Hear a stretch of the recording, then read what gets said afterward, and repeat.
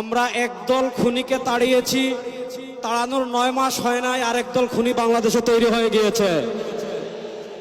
আমরা একদল চাঁদাবাজকে তাড়িয়েছি, বাংলাদেশে আরেক দল চাঁদাবাজ তৈরি হয়ে গিয়েছে। আমরা একদল দুর্নীতিবাজকে তাড়িয়েছি, বাংলাদেশে আরেক দল দুর্নীতিবাজ তৈরি হয়ে গিয়েছে। আমরা একদল টেন্ডারবাজকে তাড়িয়েছি, বাংলাদেশে আরেক দল টেন্ডারবাজ তৈরি হয়ে গিয়েছে। আমরা একদল ভারতের দালাল তৈরি করেছি, আরেক তাড়িয়েছি, আরেক দল দালাল তৈরি হয়ে গিয়েছে। শেখ হাসিনা ভারতের দালালি করে ব্রিফকেস নিয়ে পালিয়েছে। নতুন বাংলাদেশে ভারতের যারা দালালি করবেন লুঙ্গি নিয়ে পালানোর জায়গা পাবেন না। সংগ্রামী সাথী ও বন্ধুগণ, আমরা স্পষ্ট ভাষায় বলতে চাই, এদেশের রাষ্ট্র ক্ষমতায় আমরা আর কোন চাঁদাবাজদেরকে দেখতে চাই না। এদেশের রাষ্ট্র ক্ষমতায় আর কোন টেন্ডারবাজকে দেখতে চাই না।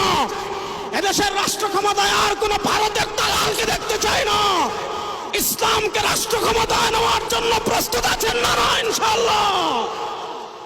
ইসলামী আন্দোলনের মোহতারাম আমির পীর সাহেব চরমোনাই ঘোষণা দিয়েছেন, ইসলাম দেশ ও মানবতার পক্ষে এবার ভোটের বাক্স একটা হবে ইনশাআল্লাহ।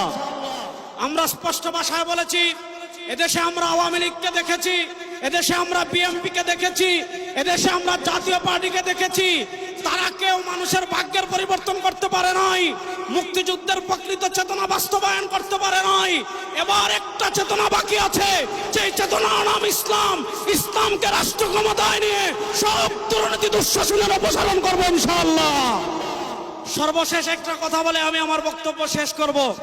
আপনারা জানেন, সমাজের বিভিন্ন জায়গায় যখন দুর্গন্ধ ছড়িয়ে পড়ে, দুর্গন্ধ তাড়ানোর জন্য বাতাসের প্রয়োজন আছে না নাই? আমাদের রাজনীতিতে দুর্গন্ধ, আমাদের সংসদে দুর্গন্ধ, আমাদের বিচার ব্যবস্থায় দুর্গন্ধ, আমাদের অর্থনীতিতে দুর্গন্ধ। 52 বছর যারা রাষ্ট্র পরিচালনা করেছে, এদেশের সারা দুর্গন্ধই ছড়িয়েছে। এই দুর্গন্ধকে দূর করার জন্য বাতাসের প্রয়োজন আছে। সেই পুরো বাংলাদেশে এবার বাতাস হবে হাত পাখা ইনশাআল্লাহ। সেই হাত পাখার বাতাস ছড়িয়ে দেওয়ার জন্য প্রস্তুত আছেন না নাই? আরে ভাই, আমাদের কোন মার্কা আছে? ইসলামের পক্ষের কোন মার্কা আছে?